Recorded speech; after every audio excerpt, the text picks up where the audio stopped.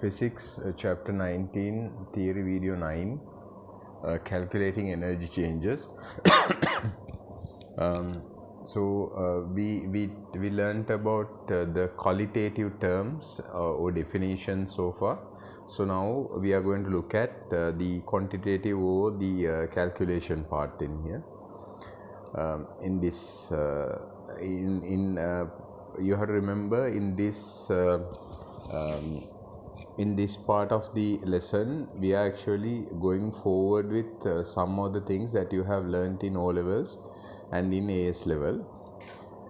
Specific heat capacity is the first one, so obviously you would remember specific heat capacity is, you should know the definition of that. That should come to your mind. If you don't remember that, it's fine, but you have to make sure that you know after this is done. So the equation is E equals mc delta theta. So at this point you need to remember what theta stands for and what T stands for. Okay. So if there is a material and when there is a temperature rise, there are three factors that would affect the energy that needs to be supplied. First one is the mass. So if the mass is higher, then we have to provide more heat. Then temperature delta Q we wish to achieve, that is the change in temperature. Then if the temperature difference is also high, then of course we have to provide more energy. And the material itself, it depends on the material. Some materials get heated up really fast, some materials take some time. The difference is, now when you keep a metal frying pan on your stove and a clay pot on your stove, so with practice that the metal frying pan gets heated up really fast.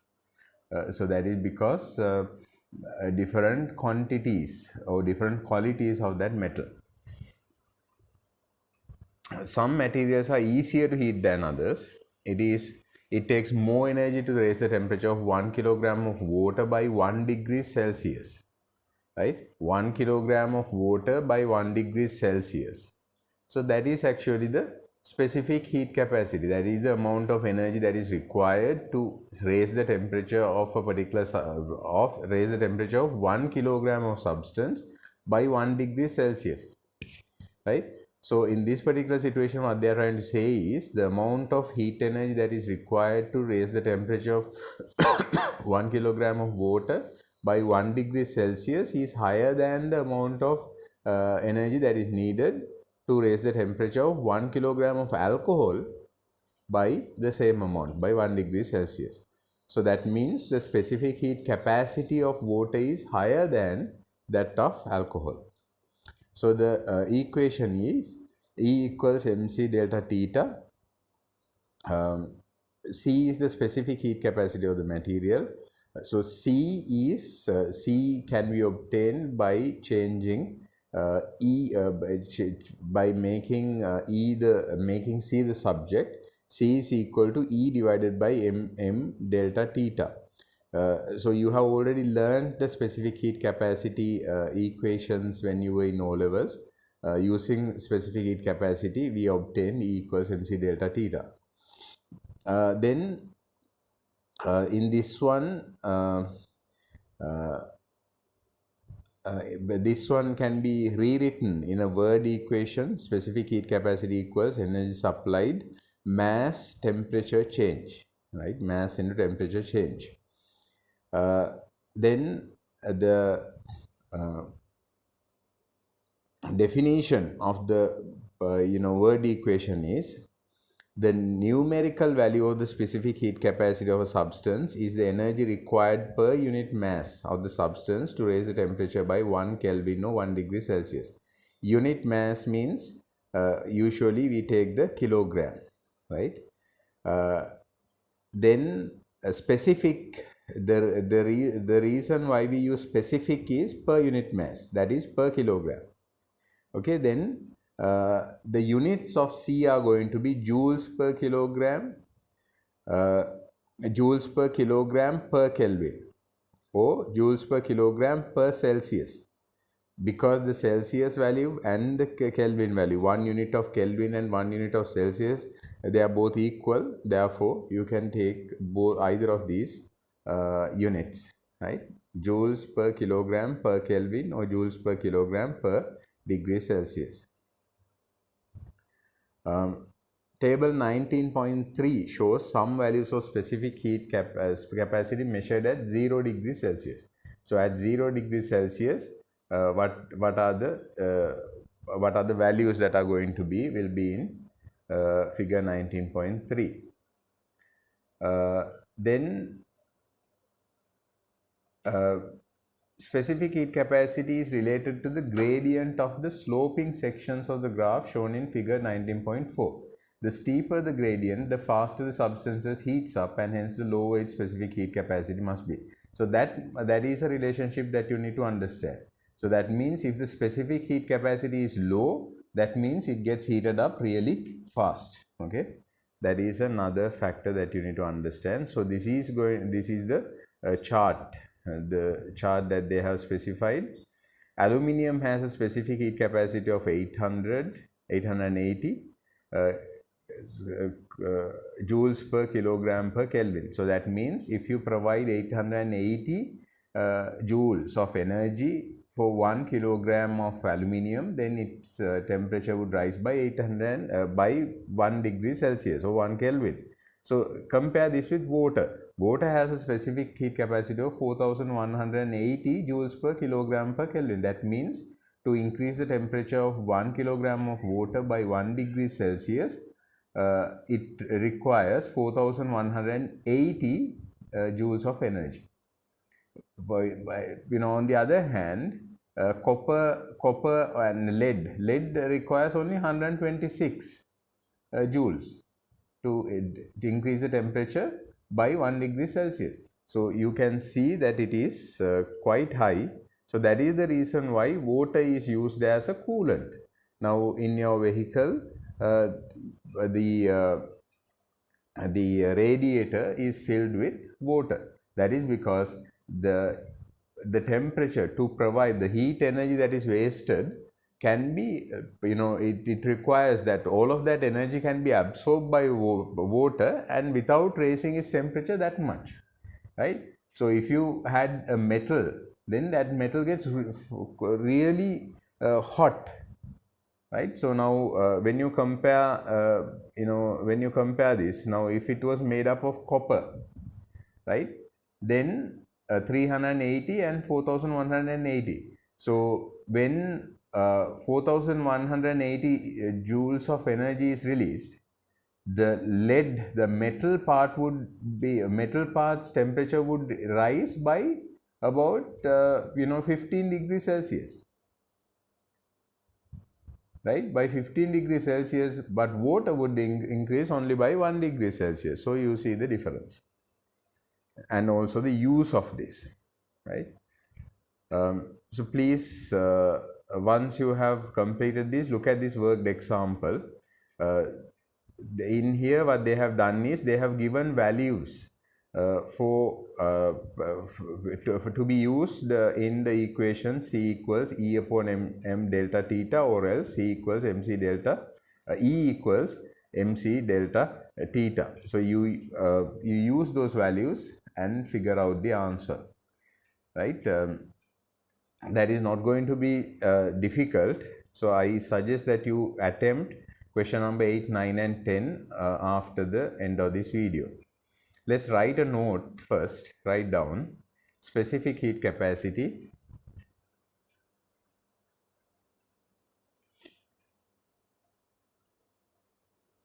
write the definition, the numerical value of the specific heat capacity of a substance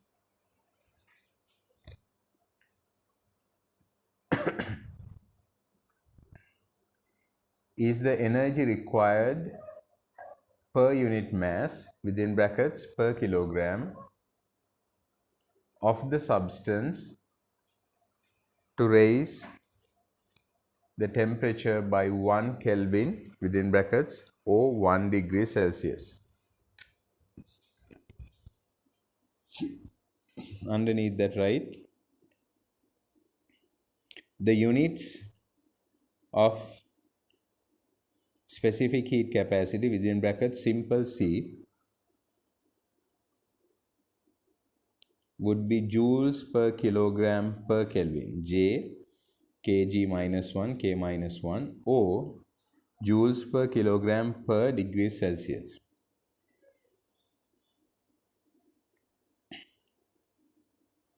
Then write down E equals mc delta theta. Then from that you derive at the equation C equals E upon m delta theta. Write that as well. And then attempt these questions. If you have any doubts, please ask me questions. Now we are going to look at the practical activity 19.1. So this is another thing that you need to know and understand. This part can be a part of your second question paper. Right. So how are we going to figure out the specific heat capacity of a material? So you have actually done this in O levels. I hope you can remember. You put water into a insulated container, then you heat it, and you take the average of the you increase the temperature by several degrees and find the average. I hope you can remember that practical part. Here what we are going to do is we are actually going to do it for a metal, not water.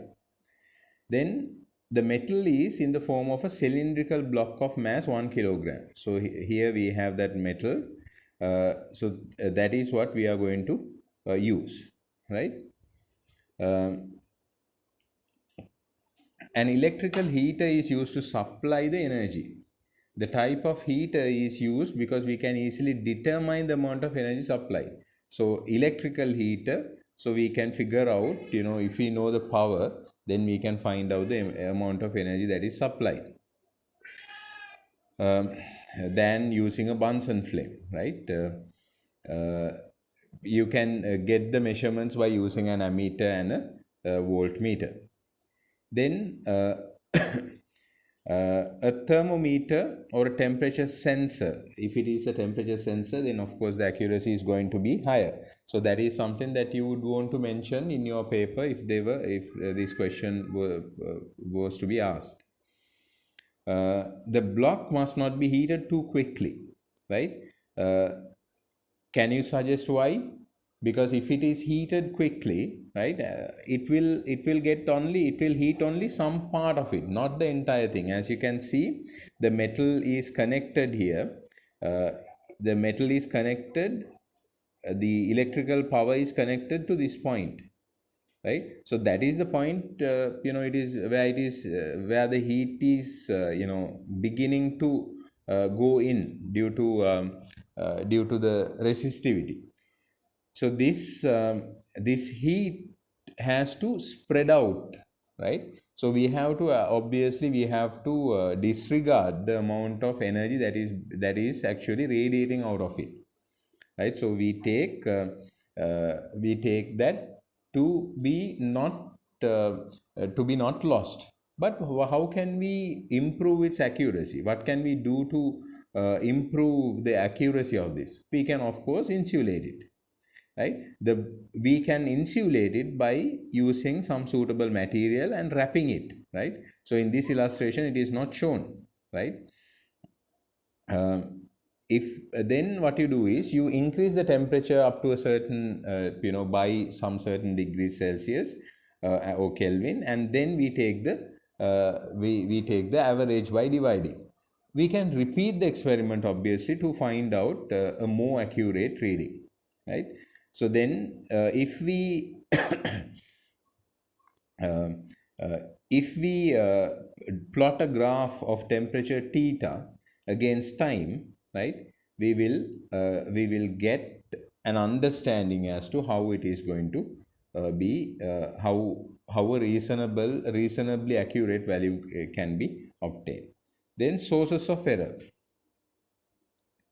If you make it more, if you make sure that the block metal block is metal block is correctly insulated, there is a possibility that your value is going to be accurate, right, or close to being accurate. Then we have to make sure that the metal is uh, heated at a low rate to make sure that the the heat energy has spread throughout the block, right? If it is heated rapidly, only some parts of the block could be heated up. You would see this when you heat up a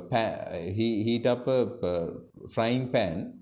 If you put it into high flame, the oil or whatever would at the middle of it might be boiling, but other parts or the edges of the pan might take couple of more seconds to heat up, right? You might even be able to touch it.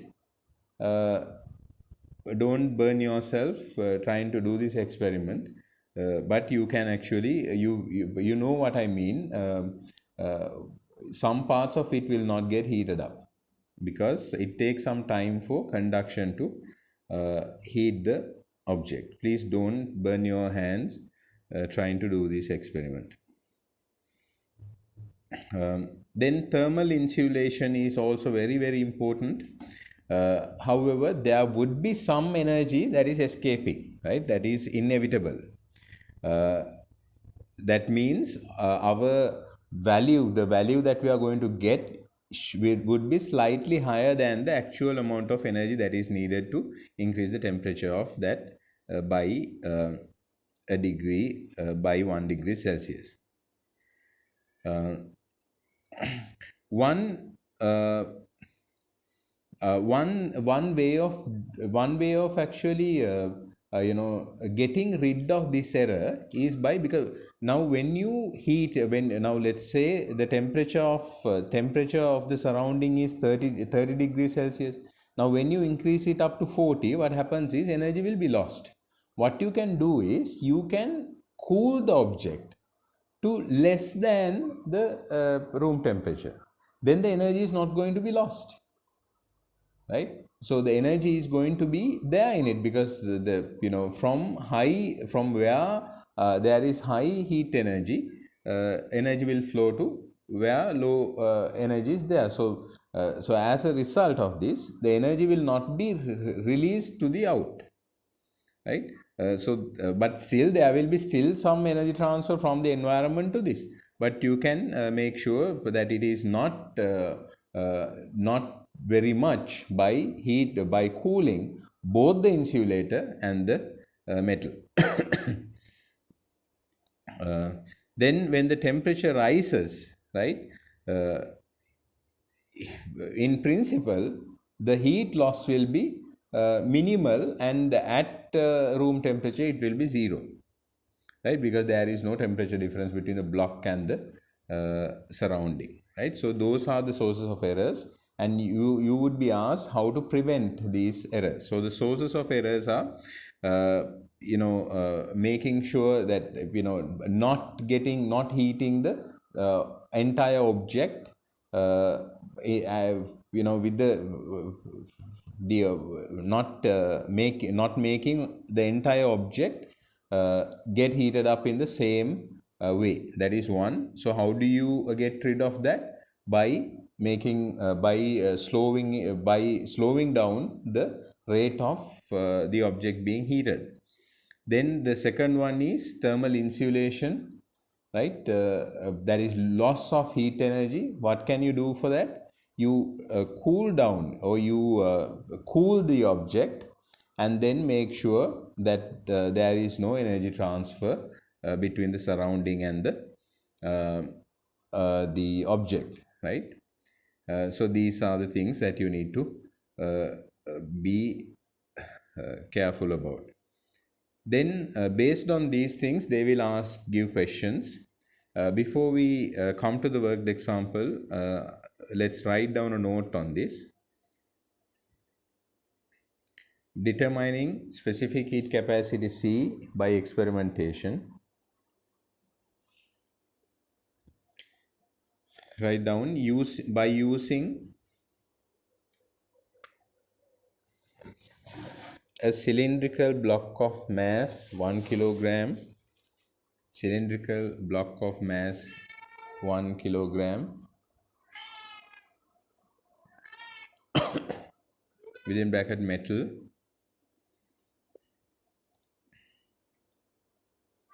and using an electric heater to raise its temperature, and taking measurements using a voltmeter and an ammeter,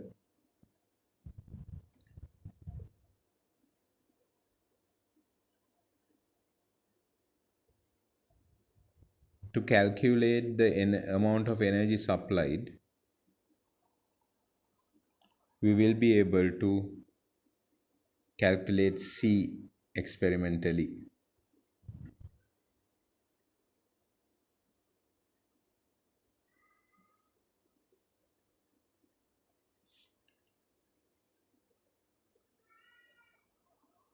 Sources of error.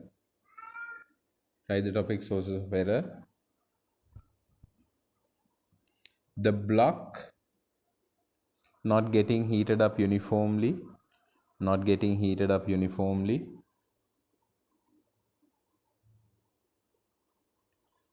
Underneath that, write the solution.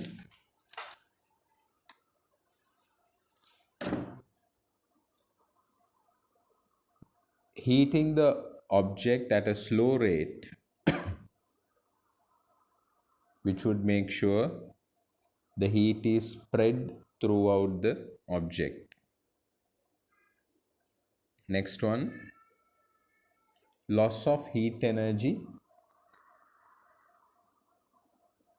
So the solution is insulating the block by by wrapping it with suitable material,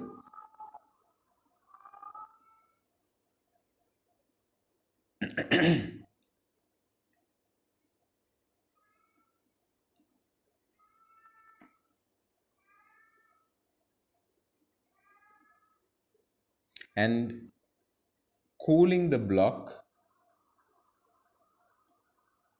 to a temperature lower than room temperature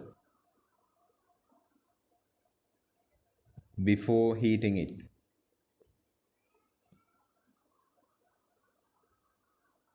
When temperature rises to RT is room temperature, the net loss of heat energy would be zero, because there is no temperature difference. Net net loss of heat energy would be zero, because there is no temperature difference between the block and its surrounding. Now let's go through this worked example. Here they are saying an experiment to determine the specific heat capacity C of 1 kilogram of aluminium block is carried out. The block is heated using an electrical heater. So you have to remember the details that they have provided here, and also not all the details might be obvious, right? Sometimes there would be implied details also. Here now they are using 1 kilogram of aluminium block, right? So then obviously the direct value that we are going to get is going to be C. By if you find the temperature difference to 1 degree Celsius, then it is C that we are going to get. If it was 2 kilograms, then we have to divide the value by 2. The current in the heater is 4.17 amperes and the PD across it is 12 volts. Measurements of the rising temperature of the block are represented by the graph shown in figure 19.15. Determine a value for the specific heat capacity C of aluminium. Write down the equation that relates energy change to specific heat capacity. That is the first step that we need to do. E equals mc delta theta, right? So now we figure out the graph. So in the graph, we can see that there is a, from 30, this, right? Uh, so, like that, there is a change, there is a comparison that you can make, right? From 20 to 30, it has taken 200 seconds, right? So, like that, you can create. Now here they have given, they have taken the gradient of this part. They have taken the gradient of, this part. So you can actually, you will have to use your rulers and figure out a way to get this, get the details, read it accurately. Now the second step is going to be divide both sides by a time interval delta t, right? Delta t. So you do the same thing to both sides, nothing happens, right? E upon delta t equals mc delta theta upon delta t. The quantity E equals delta T is the rate at which energy is supplied, that is power of the heater. Then the quantity delta theta over delta T is the rise of the temperature block, that is the gradient of the graph theta against T, right? So here we are having theta over T. So it is the relationship we are reaching out here, right? I hope you understood. Then we have instead of E equals delta T, we use E equals delta T, we use P, power. Now MC is going to remain, so we leave it there. And the gradient, delta theta over delta T is the gradient. So then from that we can obtain our final answer, P equals M into C into gradient. So how are you going to figure out power? Power is PD into current. We know that. P equals VI. 12 into 4.17, that is going to be around 50 volts. Then gradient is delta theta is, they have considered this part, that is 16.4 degrees Celsius, right? Delta theta, that is, this difference from here to here, right? So they have figured that out. You will have to use a ruler to do that. And in that part, you get delta theta over delta T, 16.4 divided by 400 is going to be 0.041 Celsius per second, right? 0.041 Celsius per second. Now you substitute the values.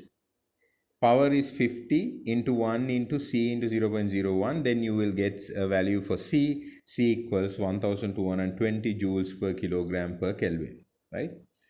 I hope you understood. If you have any questions, please raise them.